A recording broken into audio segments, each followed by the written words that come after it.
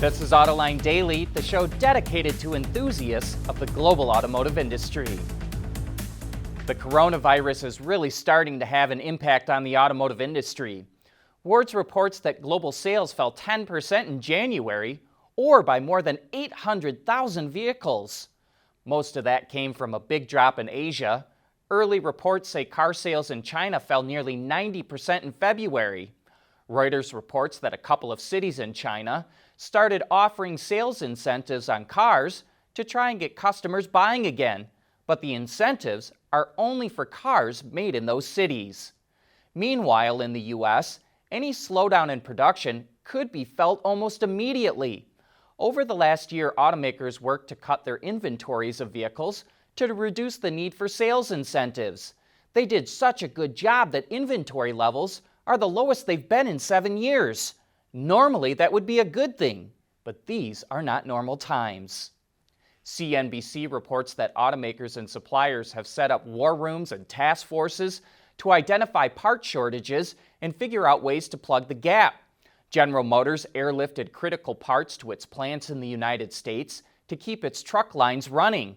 Dana quickly identified 3 sources for respirator masks in North and South America and in Europe.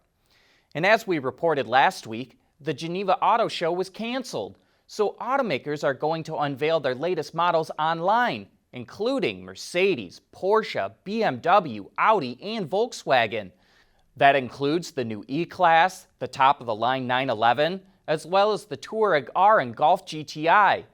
Fisker put out a video about its Ocean electric SUV, and you know it's going to be really fascinating to see the kind of reaction and coverage these online reveals get. If it all goes really well, it could encourage automakers to drop out of more auto shows.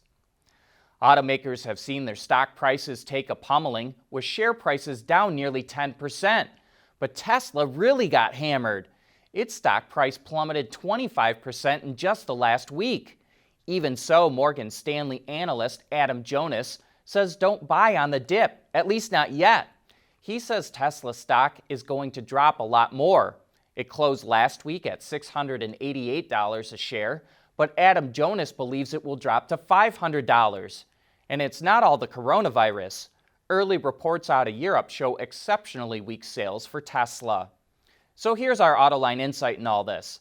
Until the coronavirus runs its course, automakers and suppliers are going to have to change the way they do business. It's probably a good idea to run as much overtime as you can right now and bank up as much inventory as you can. For decades, the industry worked on developing a just-in-time system of inventory control, but now it's time to change that to just in case.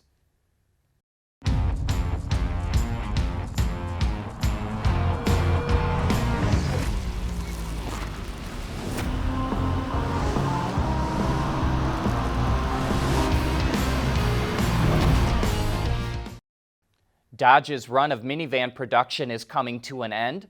The brand has been making minivans since 1984, but the Grand Caravan is being phased out and production will end in May. With the move, FCA is also reducing the number of shifts at its Windsor, Ontario plant, which builds the minivan, from 3 to 2. That will result in 1,500 job cuts. The automaker hopes improvements to the 2021 Chrysler Pacifica, including the addition of all-wheel drive, will help boost sales. But this could make contract negotiations more difficult with Canada's auto union Unifor, which will begin this summer. But if you live in California or one of the 12 other states that follow its emission rules, you can no longer buy the Grand Caravan anyway. The 3.6-liter Pentastar V6 that powers the van doesn't meet 2020 emission standards. And the same goes for the Dodge Journey, as its 2.4-liter four-cylinder isn't compliant. FCA uses the Pentastar V6 engine in other models, but they use an updated version that does meet regulations. And the Journey was first introduced in 2009 and hasn't had many updates and is currently offered in only 2 trims. There's rumors FCA will replace it with a version based on the Alfa Romeo Stelvio, but it's not expected to arrive until 2022. The best way to develop new auto technology is to try it out on the racetrack. That's why a new series for autonomous race cars was created. called the Indy Autonomous Challenge. It's a competition for university students to develop self-driving race cars that will compete at the Indianapolis Motor Speedway next year for a $1 million prize. It may seem weird to race cars without drivers, but on last week's Autoline After Hours, John Warniak from SEMA explained the goals of this challenge. Basically, it's solving real-world problems with racing. As we all know, racing is basically there to solve problems and demonstrate technology on the world stage. It's the fastest way to develop technology outside of war, so competition is the way to do it. There's a lot to talk about there, and hopefully it moves things along. And it's basically for three reasons: the extreme edge cases that they can have with these, basically the different autonomous situations on the track. Second is the deployment of the technologies, proving that they work. And probably more importantly for consumers, what the car can and cannot do. So educating consumers. And we're right in the middle of that. All this advanced driver assist systems going on now, that's the gateway, the foundation for these autonomous systems. If we don't get that right... To learn more about the Indy Autonomous Challenge, you can watch that entire show right now on our website, Autoline.tv, or you can find it on our YouTube channel. Autoline Daily is brought to you by Bridgestone Tires. Your journey, our passion. With more vehicles being equipped with cameras and sensors, a growing concern is, how do you keep them clean so the systems still function as they're intended? As of now, a warning may pop up on the dash, and the owner has to get out and clean them by hand. But that's not ideal, especially if you're driving in mud or snow, which would require frequent stops. So the supplier Faurecia developed a couple of solutions. Take a look. So we're developing a sensor washing system, actually multiple sensor washing systems, because all ADAS and autonomous vehicles eventually will have to have some types of sensors to keep the pedestrians, cars, and other objects safe in front of it. So in a LiDAR, you can actually see the image in front of it as long as that sensor is clean. But as soon as that sensor gets dirty, just like anything else, you won't be able to see through it, and the image of the objects end up disappearing or getting slightly skewed to where you're not safely driving down the road anymore because you may miss objects that are coming at you.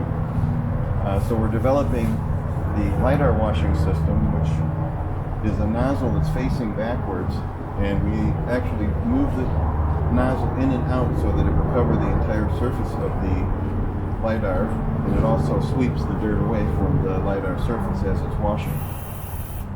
And then once that's washed off, you see a point cloud comes back on the screen over there, which means it's able to see the objects in front of the vehicle, keeping the pedestrians, cars, and other objects in front of the vehicle safe.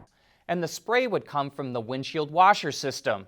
You know, I think we're going to need some bigger washer reservoirs, but let us know what you think. That's it for today. Thanks for watching, and please join us again tomorrow.